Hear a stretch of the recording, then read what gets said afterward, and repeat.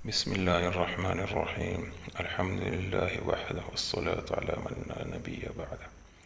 حضرت ربیعہ بن عامر سے ایک پادری کا مناظرہ۔ وقت کہتے ہیں کہ ہرقل بادشاہ روم نے اس فوج کے ساتھ ایک پادری روانہ کیا تھا جو اپنے دین کا عالم ہونے کے ساتھ ساتھ مناظرے میں بھی بہت مشتاق تھا۔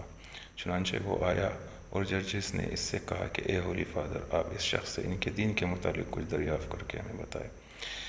سیف اللہ نے حضرت ربیع بن عامر سے دریافت کیا، اے عربی بھائی، ہماری کتابوں میں لکھا ہے کہ اللہ تعالیٰ ایک نبی عربی ہاشمی قریشی پیدا کرے گا جس کی علامت اور شناخت یہ ہوگی کہ اس کو اللہ تعالیٰ آسمانوں پر بلاوے گا۔ کیا تمہارے نبی کے ساتھ ایسا ہوا ہے؟ آپ نے فرمایا کہ ہاں، ہمارے حضور سرور کائنات رسول اللہ صلی اللہ علیہ وسلم کو باری تعالیٰ جل شان نے آسمانوں پر بلایا اور خود اپنی کتاب مجید میں اس کے متعلق فرمایا کہ پاک ہے وہ ذات جس نے سیر کرائی اپنے بندے کو رات مسجد حرم سے مسجد اقصیٰ تک، جس میں ہم نے خوبیاں رکھی ہے تاکہ ہم اپنی نشانیوں میں سے دکھلا دیں۔ پادری نے کہا، ہماری کتابوں میں یہ بھی موجود ہے کہ اس نبی اور اس کی امت پر ایک ماہ کے روزے فرض ہوں گے، اس مہینے کا نام رمضان ہوگا۔ آپ نے فرمایا، یہ بھی ٹھیک ہے، ہم پر ایک مہینے کے روزے بھی فرض کیے گئے ہیں اور اس کو قرآن شریف میں اس طرح بیان کیا ہے، یعنی رمضان وہ مہینہ ہے جس میں قرآن شریف نازل کیا گیا۔ دوسری جگہ ارشاد باری تعالیٰ ہے، یعنی تمہارے اوپر روزے فرض کیے گئے ہیں جیسے کہ تمہارے سے پہلے لوگوں پر کیے گئے تھے۔ اس کے بعد پادری نے پوچھا کہ ہم نے اپنی کتاب میں یہ بھی پڑھا ہے کہ اگر ان کی امت میں سے کوئی شخص ایک نیکی کرے تو اس کے نام اعمال میں 10 نیکیوں کا ثواب لکھا جائے گا، اور اگر ایک بدی کرے گا تو اس کے نام اعمال میں ایک ہی بدی لکھی جائے گی۔ آپ نے فرمایا، ہماری کتاب میں اس کو اس طرح بیان کیا گیا ہے جس کا ترجمہ وہی ہے۔ پادری نے پھر سوال کیا کہ ہمارے یہاں لکھا ہے کہ اللہ تبارک و تعالیٰ ان کی امت کو ان پر درود بھیجنے کا حکم دے گا۔ آپ نے فرمایا، اس کے متعلق خداوند تعالیٰ نے اس طرح فرمایا ہے، اور اللہ اور اس کے فرشتے نبی پر درود بھیجتے ہیں، اے لوگو جو ایمان لائے ہو تم بھی درود و سلام بھیجو۔ پادری جس وقت یہ جوابات سن چکا تو بہت متعجب ہوا اور سرداران لشکر سے کہنے لگا کہ حق اس قوم کے ساتھ ہے۔ اس گفتگو کے بعد ایک دربان نے جرجیس سے کہا، یہ وہی بدوی ہے جس نے کل تیرے بھائی کو قتل کیا تھا۔ جرجیس یہ سن کر آگ بگولا ہو گیا اور مارے غصے کی آنکھ سرخ ہو گئی، چاہا کہ آپ پر حملہ کرے، مگر آپ فوراً سمجھ گئے، جلدی سے بجلی کی طرح اٹھے اور بشمشیر قبضے میں لے کر جرجیس کے اس زور سے ایک ہاتھ مارا کہ وہ زمین پر گرا۔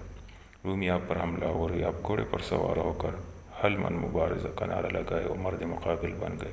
حضرت یزید بن سفیان رضی اللہ عنہ نے جب اس طرح رن پڑتا ہوا دیکھا تو آپ نے پکار کر کہا، مسلمانوں، تمہارے رسول اللہ صلی اللہ علیہ وسلم کے صحابی کے ساتھ اعدائے دین نے غداری کی، تم بھی فوراً حملہ کر دو۔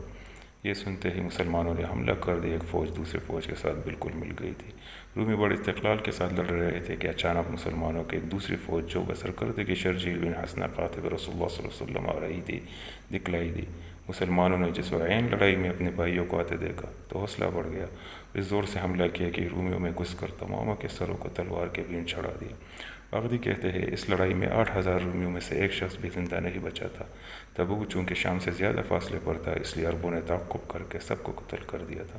اس کے بعد مسلمانوں نے ان کا مال، تاتاری، گھوڑے، خیمے، ڈیرے اور تمام خزانہ قبضے میں کیا۔ شرجیل بن حسنہ سے مع ان کے ہمراہیان کے ملاقات و سلام و نیاز کے بعد ایک جگہ پڑاؤ کیا۔ حضرت شرجیل رضی اللہ عنہ غنیمت کے مال کے متعلق حضرت یزید رضی اللہ عنہ اور حضرت ربیعہ رضی اللہ عنہ سے مشورہ کیا۔ دونوں حضرات نے متفق الفاظ ہو کر فرمایا کہ غنیمت کا تمام مال جو ہم نے رومیوں سے حاصل کیا ہے، حضرت صدیق اکبر خلیفہ رسول کی خدمت میں روانہ کر دیا تاکہ اس مال کو دیکھ کر مسلمانوں کے دل میں جہاد کا شوق پیدا ہو، مسلمان جوک در جوک اس طرف آ۔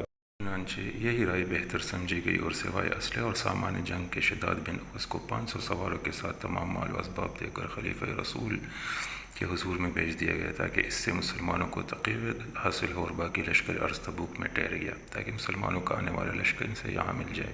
باغدی کہتے ہیں کہ شداد بن اوس یہ اسباب لے کر مدینہ طیبہ پہنچا تو جس وقت مسلمانوں نے انہیں دیکھا، تکبیر و تحلیل کی آوازیں بلند کی، اللہ اکبر کی گونجنے والی آواز حضرت ابوبکر صدیق رضی اللہ عنہ تک پہنچی تو آپ نے اس کا سبب دریافت فرمایا۔